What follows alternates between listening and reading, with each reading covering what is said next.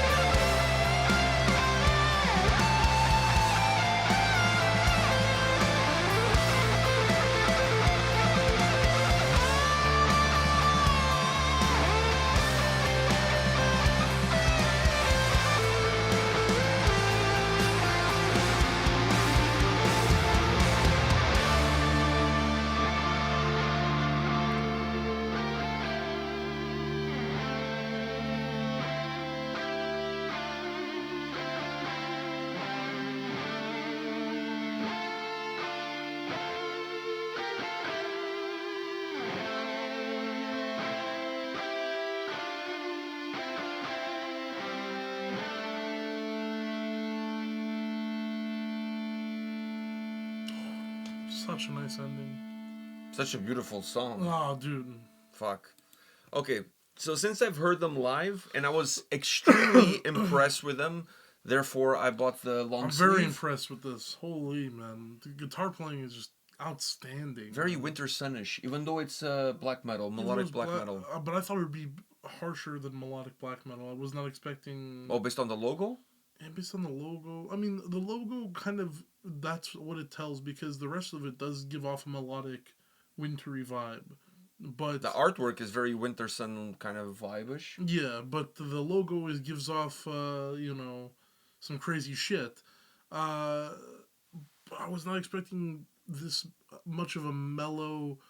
it's more melodic black metal. Melodic black metal sound, and I enjoyed it. From start to finish, man. 8 minutes went by like that, and fuck. That solo, so like the close out, that was like... It's like every note, it's like... That was phenomenal shit, man. Oh my god. That was a really good shit. That was really good shit. I was like waiting for it to end, and then he just kept going. He was edging me at that point. You know the interesting thing is, like I said, I went to see Black Braid. I mean, I had an interview with John from Black Braid. And obviously, I'm not gonna miss. I'm a big fan of Black Braid, the band and stuff, and have a new album. Every time they've played Toronto, I've gone to see them. So I wanted to go. So there was 2 bands on the bill supporting them. These guys and another band, which is actually the other band is these guys playing live, because the other band is one guy who does everything, and obviously live he can't do everything. Yeah. So these guys play. They become the band of the other double dudes. Shift. Yeah, so when they go on stage, like people were asking me, like, isn't that the same guys that were just on stage with the other band? It's like, yeah, it's the same dudes. The only difference is the singer. Like with one band is one guy, with the other band is another guy, is a different guy. So anyhow, when I saw the bands that were on the bill, I'll be 100% honest. These guys, I had heard their name, and I think I've heard some of their stuff, but I wasn't really well familiar with it. And the other band, I definitely didn't know who the fuck they were. Mm-hmm. I had no clue. The other band was like folk black metal, which was like really cool too. I think you would also really dig it. I think you would like it. So anyways, but not as good as these guys. Definitely not as good as these guys. Not as good as these guys. So when these guys came on, I was like, wow, man. This is good. This is really good. Like I was blown away by their performance. Like I'm really blown away. Like it was an amazing set. I believe they played this song. It was like beautiful shit. Like super melodic, but the vocals very heavy. Like deep in the mix. The way they come across here, just really good shit. And I was like, fuck, this is really good. I need to show you this, because I feel like, you know.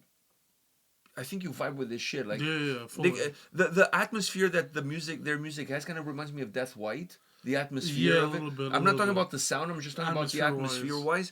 Reminds me of Death White. So I'm like, fuck, you're gonna love this shit. I gotta introduce you to it. Then I was on Patreon to see what requests we have for the month, and this song was one of them. I'm like, fuck, perfect. I know I don't have to go look for a track for us to check out, not knowing what I'm going to get with that track. I can just go with the Patreon request, and here we are checking this one out. And turned out, when I saw the artwork, I was like, oh, that's the artwork of the merch that I bought. So it's like, perfect. Let's fucking go with it.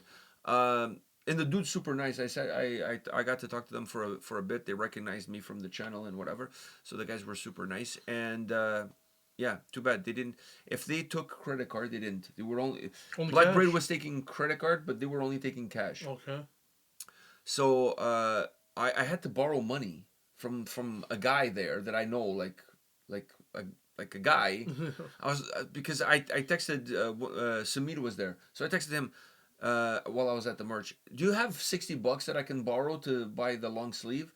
Because to be honest with you, $60 is not bad. These days for a long sleeve, $60 is not bad. Yeah. Because the t-shirts were $40. It's not bad. So that's really affordable these days, when pretty much every t-shirt at a show these days is like $70. Yeah. So anyways, so I was like, do you have 60? No, but there's a guy next to me. He has 60. You can borrow from him. So I EMT him the following day when I got to work. But anyway, so he spotted me 60. I went and I bought the long sleeve. If they were taking credit card, I would have bought a t-shirt too. I would have bought a t-shirt, the long sleeve, maybe a vinyl, like Because I really enjoy their show. The fact that they were limiting me to cash and there was no cash machines in the venue. Which is also kind of weird. You would think the venue would Yeah, have a there's a bank machine across the street, but if you leave the grounds, venue, you can't come back in. I could have came back because I had an all access bracelet. I'm friends with the tour manager, and when I got there early in the day, he gave me an all access bracelet for me to be able to do the interview, but for me to be able to just come and go as I please. So I could technically, but for me to go. After they finish their set, for me to go get money, then I'm gonna miss Black Braid's set, and I'm like, fuck, I don't want to miss anything. So I just got $60 and I got a long sleeve. Otherwise, I would have gotten more because the prices were affordable. It's a very low budget tour when you think of the bands involved and everything like that. So I wanted to support them as much as possible. So I got a Black Braid T-shirt and I got the long sleeve from these guys. And like I said, if they had accepted credit card, I would have bought more because it was well worth it. These fucking guys definitely deserved it. Amazing performance, amazing musicians, amazing song. So, and I like to support these bands, especially when they're putting the merch at an affordable price. Makes you want to pick up, makes you want to support. And when you're used to going to shows where you're paying like $70 for a t-shirt, suddenly $60 for a long sleeve, it's fucking mint. So the last 3 shows that I went to, all 3 had really affordable merch. I went to Carcass, t-shirts were $40 at Carcass. I couldn't believe it. I bought a fucking windbreaker for $100, which is like, these days you can even buy a hoodie for $100, never mind a windbreaker. Then I went to this, very affordable, and then I went to Signs of the Swarm and Mental Cruelty, also the same price range. So I feel like if you guys lower the merch a little bit, you're going to sell a lot more. And these smaller bands, I think that's probably where they're banking on. That's because, where they're making the money. Because if you put $60 for a t-shirt when you're, you're not a household name. When you're not the main act. No, but they all level because whatever one charges, the other one charges the same. It's not like there's difference in prices, so they're all charged the same. At least at most tours. The supporting acts are forced. They sign a contract and they're forced to charge whatever the main band does. Which hurts most of the time hurts them. Yeah, a lot. Because I remember going to see Spirit World opening up for Creator and Sepultura, and I wanted a Spirit World t-shirt. T-shirt. It was the same price as... It was $70. I mean, for $70, I'll buy a Sepultura one or a Creator one. Creator one, no, because I have a bunch, but probably a Sepultura one. But I'm like, but I don't want a Sepultura one. I want a... Fuck, $70 is steep, man. So I end up not buying it. So yeah, it really hurts the smaller bands more, in my opinion. But anyways, enough about merch.